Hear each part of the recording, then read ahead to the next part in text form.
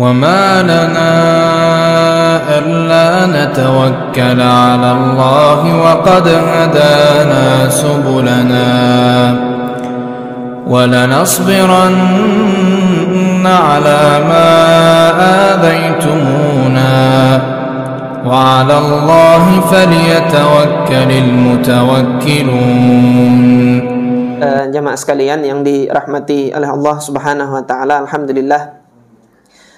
Insyaallah malam hari ini kita akan melanjutkan pembacaan sirah nabawiyah dari kitab Ar-Rahiq Al-Makhtum yang disusun oleh Syekh Shafiyur Rahman Al-Mubarakfuri rahimahullah. Akan tetapi sebelum saya melanjutkan kajian ini, ada pengumuman sedikit, yaitu insyaallah besok Jumat malam Sabtu di Masjid Istiqlal di Lobakung insyaallah akan diadakan pengajian rutin nanti, yang mana pemateri atau narasumbernya nanti insyaallah saya sendiri. Jika tidak nanti saya musyawarahkan juga dengan Ustadz Zaidan nanti mana yang sempat di antara kami berdua nanti untuk menyampaikan kajian rutin nanti di Masjid Istiqlal. Insyaallah nanti akan terus berlanjut setiap hari Jumat malam Sabtu setelah maghrib setiap hari Jumat malam Sabtu. Nah, nanti untuk yang sebelum Ramadan akan dimulai besok gitu kan. Akan dimulai esok hari. Nah, nanti ketika Ramadan off dulu atau istirahat terlebih dahulu, nanti setelah Ramadan baru akan dilanjutkan kembali. Nah, kita kembali kepada kajian kita malam hari ini, yaitu masih berkenaan dengan apa yang dilakukan oleh orang-orang kafir Quraisy terhadap dakwah Nabi Muhammad sallallahu alaihi wasallam di Mekah. Kemarin kita telah mempelajari perlakuan buruk yang dilakukan oleh orang-orang kafir Quraisy terhadap pengikut-pengikutnya Nabi Muhammad sallallahu alaihi wasallam. Dimulai dari gangguan-gangguan sampai kepada konfrontasi fisik, sampai pada tindakan penekanan, penyiksaan terhadap pengikut-pengikutnya Nabi Muhammad sallallahu alaihi wasallam. Bagi mereka yang punya kedudukan, dia seorang yang berkedudukan dalam artian dia orang kaya, dia saudagar, maka tekanan yang diberikan berupa ancaman-ancaman, kamu bisnis kamu nanti gak sukses begini. Ancamannya demikian. Nah, ini yang melakukan ini yang tentunya punya kedudukan lebih tinggi, yaitu Abu Jahal. Nah, kemudian bagi mereka yang berada di strata sosial yang rendah, mereka budak, bisa dikuasai oleh tuan-tuannya, merekalah yang kemudian mengalami penyiksaan-penyiksaan dan pemaksaan untuk keluar dari agama Islam. Uraian kemarin itu adalah uraian tentang perlakuan orang-orang kafir Quraisy terhadap pengikut Nabi Muhammad SAW. Nah, sekarang bagaimana terhadap Nabi Muhammad sendiri? Apa yang mereka lakukan? Gitu. Apakah mereka berdiam diri dengan Nabi Muhammad? Hanya pengikut-pengikutnya saja yang diganggu, kaum musliminnya saja yang disiksa. Nah, terhadap Nabi Muhammad bagaimana? Nah, di sini Syekh Shafiyur Rahman Al-Mubarakfuri menjelaskan mauqiful musyrikin min Rasulillah. Perlakuannya, posisinya orang-orang musyrikin Mekah, perlakuannya orang-orang musyrikin Mekah terhadap Rasulullah sallallahu alaihi wasallam. Apa yang mereka lakukan? Maka kita baca uraian beliau rahimahullah. Wa amma bin nisbati li Rasulillah sallallahu alaihi wasallam. Berkenaan dengan Rasulullah sallallahu alaihi wasallam, fa innahu sallallahu alaihi wasallam kana rajulan syahman wa quran dha syakhsiyatin faddah. Adapun berkenaan dengan Rasulullah sallallahu alaihi wasallam sendiri, secara kepribadian Rasulullah sallallahu alaihi wasallam itu memiliki karakter yang susah dicari yang serupa dengan beliau. Artinya keluhuran budi, tingginya kemuliaan beliau itu belum ada didapati tandingannya itu di Mekah. Artinya yang semulia Rasulullah, setinggi karakternya Rasulullah di Mekah itu belum ada. Syakhsiyah fadzah, dia sendirian aja di Mekah itu yang punya wibawa seperti Rasulullah itu hanya Rasulullah gitu. Ini secara kepribadian, Nabi Muhammad itu punya kepribadian, punya karakter yang orang itu segan. Tata'adzamahu nufusul a'da wal asdiqa, baik musuh maupun teman, kalau ketemu sama Nabi Muhammad itu merasa apa? Nabi Muhammad ini seorang yang besar gitu. Kalau bisa dikatakan nyali itu ciut dulu gitu loh kalau mau hadap-hadapan satu lawan satu. Bihaitsu la yuqabilu mithlahu illa bil ijlali wat tashrif. Tidaklah seseorang yang berhadap-hadapan dengan Nabi Muhammad itu kecuali orang tersebut mesti akan mengagungkan dan memuliakan sosok Nabi Muhammad sallallahu alaihi wasallam secara pribadi. Wala yajtari'u 'ala iqtirafid danaya warradha'il diddahu. Tidak ada yang berani untuk mencampakkan, melemparkan kehinaan-kehinaan terhadap diri Nabi Muhammad SAW. Artinya nggak ada yang berani menghinakan Rasulullah SAW secara terang-terangan bagi mereka yang dzawil uqul, masih punya akal sehat. Maka Syekh Shafiyur Rahman mengatakan sini illa aradhilun nasi wa sufaha'uhum, kecuali orang-orang dungu dari kalangan masyarakat Mekah, merekalah yang berani menghinakan sosok Nabi Muhammad SAW. Bagi mereka yang punya akal sehat, ketemu sama Nabi Muhammad itu perasaan pengagungannya itu ada gitu loh. Meskipun mereka belum masuk Islam gitu. Artinya secara karakter beliau sudah mulia dan orang-orang Mekah sudah mengetahuinya sejak 40 tahun yang lampau. Wa ma'a dzalika, bersamaan dengan ini, gitu kan, bersamaan dengan keluhuran pribadinya Nabi Shallallahu Alaihi Wasallam, ditambah lagi dengan Kana fi man'ati Abi Thalib. Rasulullah itu berada di dalam perlindungan pamannya, yang mana pamannya ini juga orang mulia, orang yang ditokohkan, orang yang punya kedudukan di Mekah. Wa Abu Thalib min rijali Makkah al-ma'dudin, termasuk di antara tokoh-tokoh Mekah yang disegani. Dia dianggap kedudukannya itu di Mekah. Kana mu'azzaman fi aslihi, pada asalnya Abu Thalib itu sudah mu'azzam, sudah dimuliakan oleh orang-orang Mekah.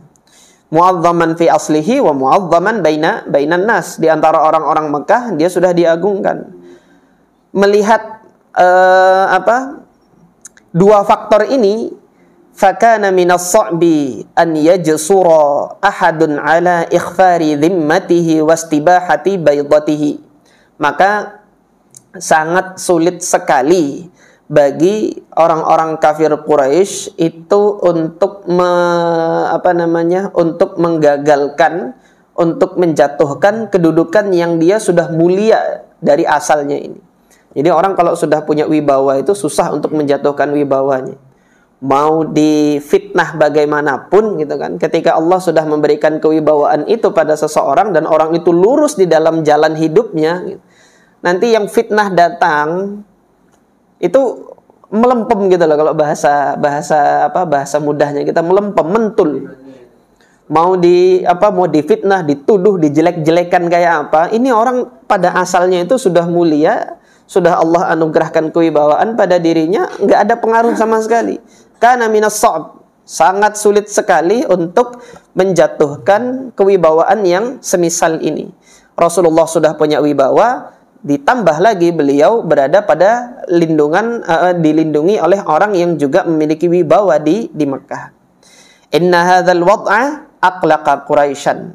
Posisi yang seperti ini menyulitkan orang-orang Quraisy, menjadikan orang-orang Quraisy ini gusar. Orang-orang Quraisy ini aqlaqa itu qalaq itu berada dalam kebingungan. Ini kita harus ngapain ini gitu loh. Wa aqamahum wa aq'adahum, seakan-akan menjadikan orang Quraisy itu berdiri salah, duduk juga salah, berdiri duduk gitu. Posisi yang seperti ini salah semuanya gitu loh. Mau ngapain ini? Maka orang-orang Quraisy berpikir dalam wada'ahum ila tafkirin salimin yukhrijuhum minal ma'zaqi duna an yaqa'u fi mahdzurin la yuhmadu uqbahu. Maka mereka harus memikirkan suatu cara yang mana cara itu bisa selamat, gimana menggagalkan dakwah Nabi Muhammad tanpa harus mencampakkan mereka sendiri kepada kehinaan. Karena menghina orang yang sudah punya wibawa akan terhinakan gitu. Mereka juga mikir gitu. Secara asalnya Abu Thalib itu sudah mulia, secara asalnya Nabi Muhammad itu sudah mulia, mau dituduh gimana pun, si penuduhnya ini nanti yang akan mendapatkan kehinaan itu gitu loh. Dia akan terhinakan sendiri ketika menuduh seseorang yang sudah Allah jadikan lurus di dalam jalan hidupnya itu. Maka gimana caranya? Akhirnya caranya itu apa? Waqad hadahum dzalika ila an yakhtaru sabilal mufawadat. Memilih cara untuk berunding. Siapa yang kemudian didatangi oleh orang-orang kafir Quraisy ini untuk melakukan perundingan tersebut. Maka mereka pilih apa? Ma'al mas'ulil akbar. Mereka nilai yang punya peran penting dalam dakwahnya Nabi Muhammad itu tidak lain adalah Abu Thalib. Maka didatangi Abu Thalib untuk melakukan apa? Melakukan perundingan dengan Abu Thalib. Walakin ma'a syai'in kabirin minal hikmati wal jiddiyati. Tetapi perundingan ini harus dilakukan dengan betul-betul hikmah. Ada sedikit pemaksaan, tetapi bagaimana pemaksaan tersebut dilakukan, disampaikan dengan betul-betul hikmah. Wa ma'a naw'in min uslubit tahaddi wat tahdid. Ada ancaman, ada penekanan dikit gitu. Tahdidil khafi, secara tersembunyi ada penekanan gitu. Hatta yud'an lima yaqulun, sampai yang demi tujuan mereka itu bisa tercapaikan. Maka didatangilah siapa? Abu Thalib.